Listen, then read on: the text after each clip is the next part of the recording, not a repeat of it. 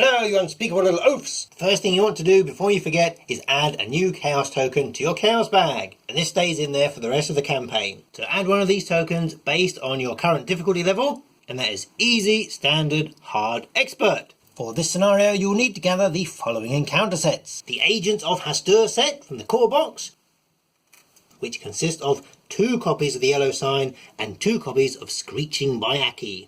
This is the 6-card Decay and Filth encounter set, consisting of 2 copies of the enemy Roach Swarm, and 2 copies of Corrosion, and 2 copies of Ooze and Filth, which are treachery cards. This is the 6-card Delusion set, consisting of 2 copies of Descent into Madness, and 4 copies of Whispers in Your Head, all of which are different. This is the 3-card Inhabitants of Carcosa set, consisting of 1 Beast of Aldebaran, and 2 Spawn of Harley. This is the Hastur's Gift encounter set. There are 6 cards consisting of 2 copies of the Enemy Maniac, 2 copies of the Young Psychopath, and 2 copies of the Treachery Dance of the Yellow King. And finally, the Unspeakable Oath encounter set, which comes with this pack, which consists of 3 copies of Walls Closing In, 3 Mad Patients, 2 Asylum Gorges, 2 copies of Straitjacket, and 2 copies of Gift of Madness over here. That's over here. Which comes in 2 versions with slightly different artwork. One is Misery and just the other one is Pity. There you go. And once you've gathered these all together, what you're going to do is separate them out into 3 piles according to what keyword they have on them. So you're going to put out the 7 cards which have the Lunatic keyword on them. And that's 2 Young Psychopaths, 2 Maniacs, and 3 Mad Patients. And then the 7 which have the Monster keyword on them, which is 2 Screeching Bayakis, a Beast of Aldebaran, 2 Spawn of Harley, and 2 Asylum Gorges. Keep those 2 piles separate and put them out of play, ready to come in later, and then take all the rest of your encounter cards, shuffle them up to make your encounter deck. Speaking of setting aside out of play, you're going to take your 1 copy of the story asset Daniel Chesterfield, try and have him this side up, and the 4 copies of Patient Confinement, again, put those out of play with your other piles ready to come in later. So you'll need your scenario reference card. This scenario has 3 agendas and 4 acts, and there are 2 separate versions of Act 2. So check your campaign log. If you took the Onyx class, you're going to choose version number 1. Otherwise, use version number 2. Nice and simple. Now, let's have a look at our locations. You should have 4 copies of the Asylum Halls, 2 of which are the Western Patient Wing, and 2 of which are the Eastern Patient Wing. And what you're going to do is remove 1 of each from the game, like so. Then you're going to put these and all your remaining locations into play. And there is a convenient suggested placement diagram, which certainly looks a little quirky. And all of your locations line up pretty straightforwardly, just like so.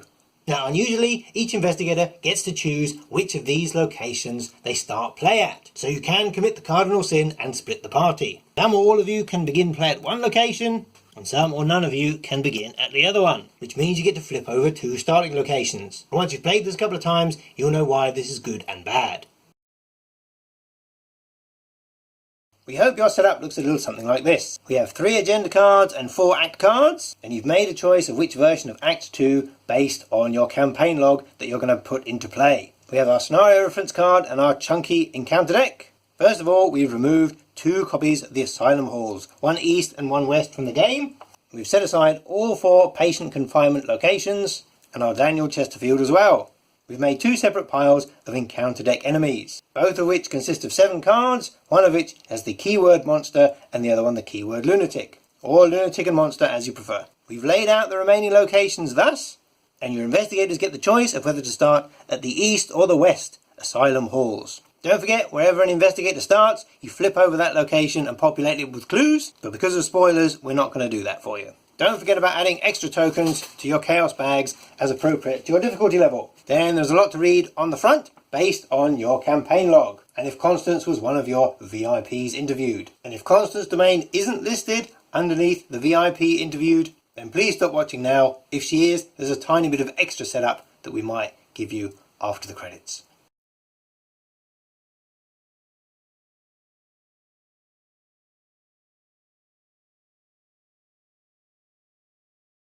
So you're going to pull out the 7 cards which have the Monster keyword on them. No, you're not. Now let's have a look at it. And it has 2 sanitary. Sanitary? Then you're going to put these two plus all the other remaining scenario location-y things.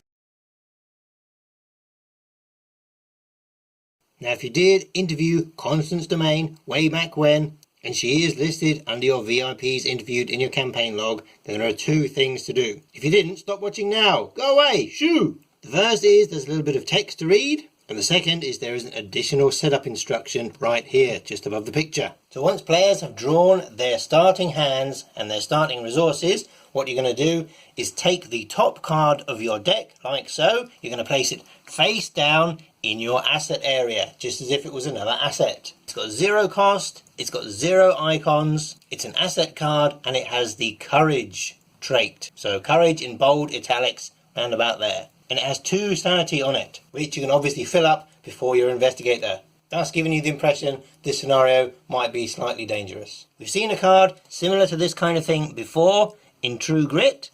As you can see, it's an asset with a keyword. It's not an ally, but it is capable of absorbing damage. And your little courage asset will absorb 2 horror.